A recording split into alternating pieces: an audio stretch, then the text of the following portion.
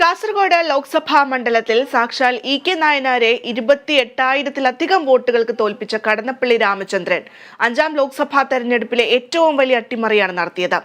KSU സംസ്ഥാന പ്രസിഡന്റായിരിക്കെയാണ് കടന്നപ്പള്ളി രാമചന്ദ്രൻ കേരള രാഷ്ട്രീയത്തിലെ അതികായകനെ മുട്ടുകുത്തിച്ചത്.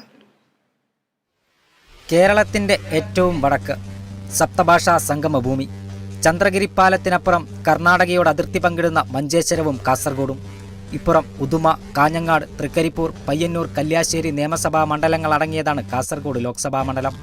ലോക്സഭാ മണ്ഡലം പിറന്നത് ഐക്യ കേരളം ഉണ്ടായതിന്റെ തൊട്ടടുത്ത വർഷം 1957, അതായത് രണ്ടാമത്തെ പൊതു തെരഞ്ഞെടുപ്പ്. മണ്ഡല രൂപീകരണ ശേഷം നടന്ന 16 ലോക്സഭാ തെരഞ്ഞെടുപ്പുകളിൽ 3 തവണയൊഴിച്ച് ഇടതിനൊപ്പമായിരുന്നു കാസർഗോഡ്. 3 തവണ മാത്രമാണ് കോൺഗ്രസിന് ജയം രുചിക്കാനായത്. കാസർഗോഡ് ലോക്സഭാ മണ്ഡലത്തിന്റെ ചരിത്രം തുടങ്ങുന്നത് AKGയിൽ നിന്നാണ്.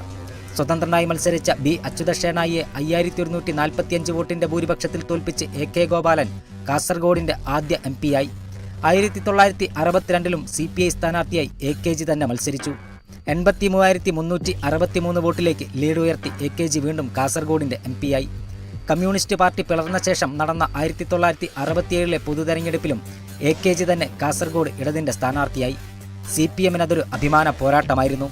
CPIM ടിക്കറ്റിൽ മത്സരിച്ച AKGക്ക് 1,00,000-ൽ പരം വോട്ടിന്റെ ഭൂരിപക്ഷം നൽകി കാസർഗോഡ് ഒരു കമ്മ്യൂണിസ്റ്റ് കോട്ടയാണെന്നുറപ്പിച്ചു.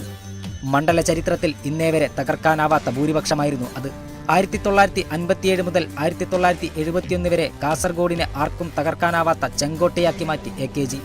1972 പക്ഷേ ആ കമ്മ്യൂണിസ്റ്റ് കോട്ട ഒരു KSUക്കാരൻ പൊളിച്ചു.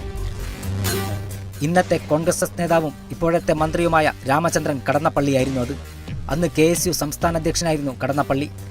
AKG മാറിയ ഒഴിവിലേക്കന്ന് ഇടതുമുന്നണി സ്ഥാനാർത്ഥിയായി മത്സരിച്ചത് സാക്ഷാൽ ഇ.കെ. നായനാർ. നായനാരെ തോൽപ്പിച്ചാണ് രാമചന്ദ്രൻ കടന്നപ്പള്ളി എന്ന ചെറുപ്പക്കാരൻ അന്ന് ഇടതുകോട്ട തകർത്തത്.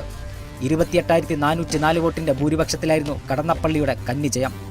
1977 പൊതുതെരഞ്ഞെടുപ്പിലും കടന്നപ്പള്ളി തന്നെ കോൺഗ്രസ് സ്ഥാനാർത്ഥിയായി. CPIMന്റെ M രാമണ്ണറയ്യെ ആയിരുന്നു കടന്നപ്പള്ളി തോൽപ്പിച്ചത്. പക്ഷേ ഭൂരിപക്ഷം 5042 കുറയ്ക്കാൻ രാമണ്ണറയ്ക്കായി. അടിയന്തരാവസ്ഥയെ തുടർന്ന് കോൺഗ്രസിലുണ്ടായ പിളർപ്പിനെ തുടർന്ന് ഇന്നത്തെ കോൺഗ്രസ് എസിലൂടെ കടന്നപ്പള്ളി രാമചന്ദ്രൻ ഇടതുപാളയത്തിലെത്തിയെങ്കിലും കേരള രാഷ്ട്രീയ ചരിത്രത്തിലെ അട്ടിമറികളിലെന്നും ഓർമ്മിക്കുന്നതാണ് സാക്ഷാൽ ഇ.കെ. നായനാർക്ക് കടന്നപ്പള്ളി രാമചന്ദ്രൻ എന്ന വിദ്യാർത്ഥി നേതാവിനോടേറ്റ തോൽവി. Election desk, Kerala vision news.